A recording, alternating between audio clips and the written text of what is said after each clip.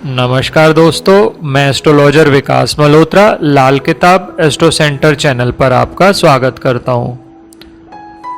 ज्येष्ठ मास के शुक्ल पक्ष की एकादशी को निर्जला एकादशी के नाम से जाना जाता है।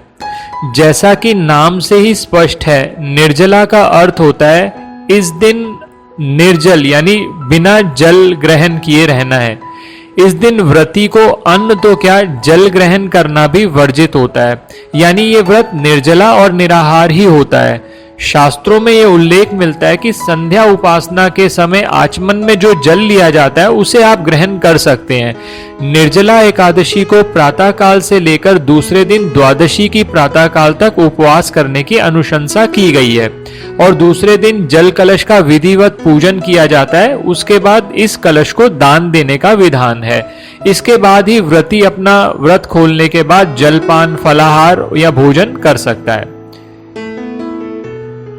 इस एकादशी को भीमसेनी एकादशी के नाम से भी जाना जाता है। शास्त्रों में उल्लेख आता है कि पांडव पुत्र भीम के लिए कोई भी व्रत करना कठिन था, क्योंकि उनकी उदरा अग्नि कुछ ज्यादा ही प्रज्वलित थी और भूखे रहना उनके लिए संभव न था। इसीलिए और मन से वो एकादशी का व्रत करना चाहते थे। इस संबंध में भीम ने वेदव्यास जी और भीष्म पितामह से मार्गदर्शन लिया। दोनों ने ही भीम को आश्वस्त किया कि यदि वे वर्ष में सिर्फ निर्जला एकादशी का व्रत ही कर लें तो उन्हें वर्ष में जितनी भी एकादशी आएंगी, जनरली 24 एकादशी आती हैं, उनका फल मिलेगा। उसके पश्चात ही भीम ने सदैव निर्जला एकादशी का व्रत किया। तो इसीलिए इस एकादशी की मान्यता बहुत ज्यादा है कि अगर आप इस दिन व्रत करते हैं या इस दिन कोई भी उपाय करते हैं तो आपको वर्ष में आने वाली सभी एकादशियों का फल मिलता है। इसी कारण से इसे पांडव एकादशी भी कहा जाता है। स्कंद पुराण के अनुसार भी इस एकादशी पर व्रत करने से साल भर की सभी एकादशियों के व्रत के बराबर पुण्य मिल जाता है। अगर कोई व्यक्ति पूरे साल की एकादशी पर व्रत और उपाय नहीं करता तो उसे निर्जला का एकादशी पर विशेष उपाय और व्रत जरूर करना चाहिए। इस वर्ष निर्जला एकादशी 2 जून को मनाई जाएगी। अब बहुत सारे ऐसे मित्र भी हैं जो एकादशी का व्रत नहीं कर सकते, तो उसके लिए 2 चीजें हो सकती हैं। एक तो ये हो सकता है कि अगर आप निर्जल व्रत नहीं कर सकते तो आप फलाहार लेकर रह लें, तो इस तरह से भी व्रत किया जा सकता है। या फिर आप कुछ ऐसे उपाय मैं आपसे इस वीडियो में शेयर कर रहा हूं। आप अगर व्रत नहीं कर सकते, अगर आप व्रत कर सकते हैं तो बहुत ही अच्छी बात है। अगर आप व्रत नहीं कर पाते किसी भी वजह से, तो ये उपाय जरूर करिए। इन उपायों में जितने ज्यादा आप उपाय करेंगे आपको उतना ही फल ज्यादा मिलेगा। तो दोस्तों, इस वीडियो में मैं कुछ उपाय आपके साथ शेयर कर रहा हूं। अगर आपने अब तक हमारा चैनल सब्सक्राइब नहीं किया तो आप सभी से यही निवेदन है, इसे जरूर सब्सक्राइब कर दें और बेल बटन को पुश करना ना भूलें, ताकि समय पर वीडियोस की नोटिफिकेशन आपको आती रहे। अब सबसे पहला उपाय, निर्जला एकादशी पर भगवान विष्णु को सुबह ही आप खीर का भोग जरूर लगाएं और उस खीर में तुलसी का एक पत्ता जरूर डालें। ऐसा माना जाता है कि अगर तुलसी पत्र सहित खीर का भोग अगर आप भगवान विष्णु को लगाते हैं तो घर परिवार में सुख शांति बनी रहती है। दूसरा उपाय, निर्जला एकादशी के दिन खीर का भोग लगाने के अलावा भगवान विष्णु को पीले रंग के वस्त्र, फल और अनाज अर्पित करना चाहिए और पूजा के उपरांत इन चीजों को आप किसी भी ब्राह्मण को दान दे सकते हैं। अगर आपको ब्राह्मण नहीं मिलता तो आप किसी भी व्यक्ति को ये दान दे सकते हैं। ऐसा करने से घर में अननेसेसरी झगड़े कलेश नहीं होते। निर्जला एकादशी के दिन अगर आपके लिए पॉसिबल हो तो शिव मंदिर जरूर जाएं। आजकल मंदिर बंद हैं। अगर मंदिर नहीं खुले हुए तो आप घर में ही प्रार्थना कर सकते हैं। कहीं अगर मंदिर खुले हैं तो शिव मंदिर जाकर भगवान को नारियल, बिल्वफल, सुपारी और कोई भी मौसमी फल जरूर चढ़ाएं। निर्जला एकादशी के दिन आप पीपल के पेड़ में जल अर्पित करना ना भूलें।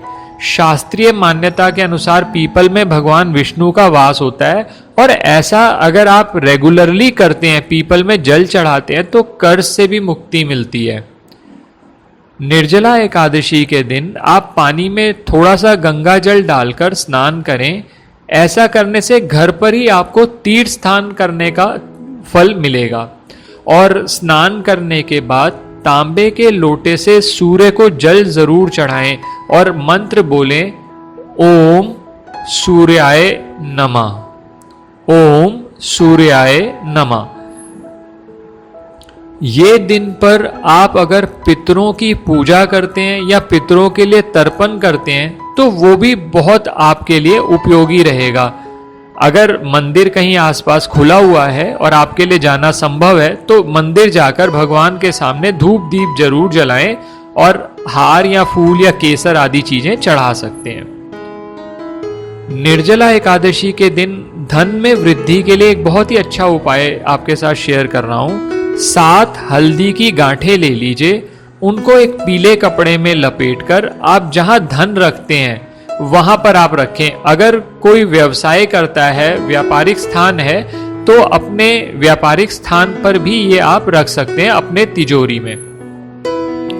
निर्जला एकादशी के दिन मंदिरों में पानी से भरे जल पात्र और मटके आदि का दान का भी विधान है। अगर आपके लिए संभव हो तो ये जरूर करें। अन्यथा अपने घर की छत पर पक्षियों के लिए जल पात्र में जल जरूर रखें। ये कुछ उपाय मैंने आपके साथ शेयर किए। एक विशेष उपाय मैं आपके साथ शेयर कर रहा हूं जो मैं चाहता हूं कि आप जरूर निर्जला एकादशी पे करें। निर्जला एकादशी के दिन किसी भी गरीब व्यक्ति को थोड़े से काले तिल, कोई वस्त्र, धन, फल या मिठाई इसका दान जरूर करें। और क्योंकि निर्जला एकादशी के दिन आजकल जैसे गर्मियां बहुत ज़्यादा हैं तो आप ये भी कर सकते हैं कि कुछ लेमन की बॉटल्स ले लें, टेट्रा पैक्स में आती हैं, या फ्रूटी पे पैक्स ले लीजिए, या आप घर पर ही कुछ बना लीजिए जल से, चाहे नींबू पानी बना लीजिए, चाहे रूह अफ़ज़ा बना लीजिए, कुछ भी ऐसा बना लीजिए और अपनी सामर्थ्य के अनुसार उसकी क्वांटिटी रख लीजिए। और आप जहां पर भी आपको मौका मिले आप जरूर लोगों को ये दें। इससे निर्जला एकादशी का आपको पूरा का पूरा फल मिलेगा। इस उपाय को आप जरूर करें और इससे आपको भगवान विष्णु की कृपा जरूर मिलेगी। और एक मंत्र का जाप जरूर करते रहें इस दिन, ओम नमो भगवते वासुदेवाय। इस मंत्र का जरूर जाप करें। आपको निर्जला एकादशी की बहुत बहुत शुभकामनाएं। आप ये उपाय जरूर करें। अगर आप व्रत नहीं कर सकते, इन उपायों से भी आपको बहुत अच्छा फल मिलेगा। पूरी श्रद्धा और विश्वास के साथ करें। धन्यवाद दोस्तों।